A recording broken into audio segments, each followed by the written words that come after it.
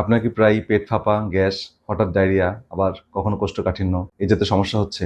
অনেকেই বলেন, ডাক্তার আমি তো খুব কম খাই, তবুও পেট ঠিক থাকে না কেন? আসলে অনেক সময় সমস্যা শুধু খাবারের নয়, শরীরে কিছু গুরুত্বপূর্ণ ভিটামিন ও পুষ্টির ঘাটতি থাকলেও সমস্যা হয়। তো অনেকে এই জাতীয় সমস্যাকে বা বিভিন্ন পরীক্ষা নিরীক্ষার মাধ্যমে অনেক চিকিৎসকরা আমরা বলে থাকি সেটা আপনার হচ্ছে আইবিএস জাতীয় সমস্যা হয়েছে। তো আইবিএস সমস্যাটা আসলে আমাদের কিছু ভিটামিন এবং পুষ্টির ঘাটতি থাকলেও আইবিএস বাড়তে পারে। তো আজকের ভিডিওতে আমি যেটা বলবো সেটা হচ্ছে আইবিএস রোগীদের জন্য সবচেয়ে গুরুত্বপূর্ণ 7টি ভিটামিন ও সাপ্লিমেন্ট এবং কেন এগুলো প্রয়োজন ফাংশনাল মেডিসিন আলোকে এটা এক্সপ্লেইন করবো। প্রথমে জানা উচিত যে আইবিএস রোগীদের শরীরে কেন পুষ্টি ঘাটতি হয়। আইবিএস রোগীদের অনেক সময় দেখা যায় যে খাবার ঠিক মতো হজম হয় না, অন্ত্রে ইনফ্লামেশন থাকে, গাট ব্যাকটেরিয়া ভারসাম্য নষ্ট হয়, তো ফলে শরীর অনেক পুষ্টি ঠিক মতো শোষণ করতে পারে না। তো এটাকে বলা হয় ম্যালঅ্যাবজর্পশন বা পুষ্টি শোষণের সমস্যা। তো এই কারণে অনেক আইবিএস রোগীর মধ্যে ভিটামিন ও মিনারেলের ঘাটতি দেখা যায়। আইবিএস রোগীদের জন্য যে কার্যকর ভিটামিনগুলো দরকার সেটা হচ্ছে প্রথমে ভিটামিন ডি। তো আইবিএস রোগীদের মধ্যে সবচেয়ে বেশি দেখা যায় ভিটামিন ডি ডেফিসিয়েন্সি, কারণ ভিটামিন ডি শুধু হাড়ের জন্য দরকার না, এটা ইমিউন সিস্টেমকে নিয়ন্ত্রণ করে, অন্ত্রের ইনফ্লামেশন কমায়, গাট ব্যারিয়ার শক্তিশালী করে। তো গবেষণা দেখা গেছে যে যাদের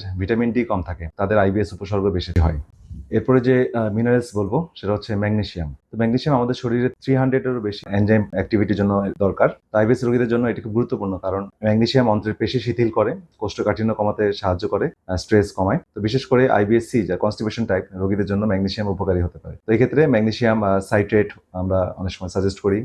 এছাড়া ম্যাগনেসিয়াম গ্লাইসিনেট, থিওনেট, এল-থিওনেট এগুলো খুব কার্যকর। 3 নম্বর যে বিষয়টা বলবো সেটা হচ্ছে প্রোবায়োটিক। হ্যাঁ, তো প্রোবায়োটিকের আমাদের অন্ত্রে প্রায় 100 ট্রিলিয়ন ব্যাকটেরিয়া থাকে, অর্থাৎ আমাদের কোষের চেয়েও 100 গুণ বেশি। আমাদের শরীরে যতগুলো কোষ আছে তার চেয়েও 100 গুণ বেশি আমাদের সেই আছে, ব্যাকটেরিয়া আছে। তো যখন ভালো ব্যাকটেরিয়া কমে যায় তখন হচ্ছে পেটে গ্যাস হয়, পেট ফাঁপা হয়, হজমের সমস্যা বাড়ে। তো প্রোবায়োটিক হলো ভালো ব্যাকটেরিয়া যেটা আমাদের গাট মাইক্রোবায়োম ঠিক করতে সাহায্য করে, আইবিএস এর উপসর্গ কমাতে সাহায্য করে। তবে অনেকের ক্ষেত্রে প্রোবায়োটিক অনেক ধরনের প্রোবায়োটিক পাওয়া যায়। কোনো স্পোর বেস প্রোবায়োটিক, কোনোটা অ্যাক্টিভ প্রোবায়োটিক, বিভিন্ন ভ্যারাইটি প্রোবায়োটিক। এক একজনের শরীরে এক একটা প্রোবায়োটিক ভালো কাজ করে। তো এটা চিকিৎসক পরামর্শে গ্রহণ করলে বেশি ভালো কাজ করবে। এরপরে যে সাপ্লিমেন্টটা বলবো সেটা হচ্ছে এলগ্লুটামিন। এটা একটা অ্যামাইনো অ্যাসিড, এটি অন্ত্রের কোষের প্রধান জ্বালানি। ঠিক আছে, এটি সাহায্য করে আমাদের অন্ত্রের প্রাচীর মেরামত করে, তারপর লিকি গাট কমাতে সাহায্য করে এবং ইনফ্লামেশন কমায়। তো অনেক আইবিএস রোগীর ক্ষেত্রে এটা উপকারী হয়, বা আমরা যখন যাদের স্পেশালি যাদের একটু ডায়রিয়া ভ্যারাইটি হয় তাদের এলগ্লুটামিন খুব কার্যকর। ওমেগা 3 ফ্যাটি অ্যাসিড, হ্যাঁ, এটা খুবই গুরুত্বপূর্ণ, কারণ ওমেগা 3 একটি শক্তিশালী অ্যান্টি ইনফ্লামেটরি নিউট্রিয়েন্ট। তো এটি অন্ত্রের প্রদাহ কমাতে সাহায্য করে, গাট মানে পেটের যে ব্যথা বা অস্বস্তি, হ্যাঁ, এটা কমাতে সাহায্য করে এবং ইমিউন সিস্টেমের ভারসাম্য রাখতে সাহায্য করে। 6 নম্বর যে সাপ্লিমেন্টটা বলবো সেটা হচ্ছে ডাইজেস্টিভ এনজাইম। তো অনেক আইবিএস রোগীর শরীরে খাবার ভাঙার জন্য পর্যাপ্ত এনজাইম কম থাকে, খাবার আনডাইজেস্টেড অবস্থায় থাকে, অন্ত্রে ফার্মেন্টেশন হয়, গ্যাস তৈরি হয়। তো ডাইজেস্টিভ এনজাইম খাবার ভাঙতে সাহায্য করে।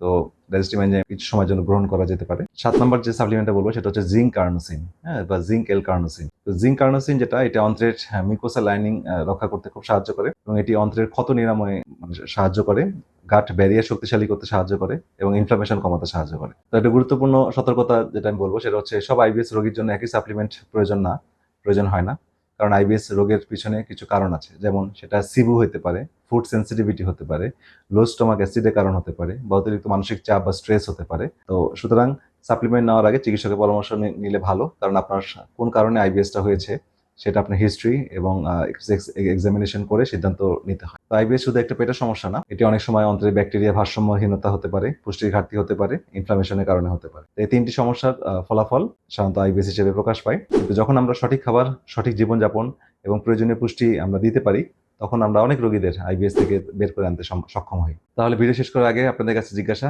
আপনার কি আইবিএস আছে? কোন ধরনের আইবিএস? ডায়রিয়া ভ্যারাইটি না কোষ্ঠকাঠিন্য ভ্যারাইটি? বা আইবিএস এ কি ধরনের সিমটম আপনার আছে? গ্যাস, পেট ফাঁপা, কোষ্ঠকাঠিন্য, ডায়রিয়া? এটা কমেন্টে লিখে জানাবেন। আর ভিডিওটি ভালো লাগলে অবশ্যই লাইক দিবেন, শেয়ার করবেন এবং চ্যানেলটি সাবস্ক্রাইব করবেন। আর এই ভিডিওগুলো আপনার জনস্বার্থে করা, সুতরাং বন্ধু-বান্ধব, পাড়ার প্রতিবেশী, আত্মীয়স্বজনের মাঝে বেশি বেশি করে শেয়ার করবেন। তো আমি ডাক্তার জামিল, আবার দেখা হবে পরের ভিডিওতে। সেই পর্যন্ত সবাই ভালো থাকেন, সুস্থ থাকেন। আল্লাহ হাফেজ।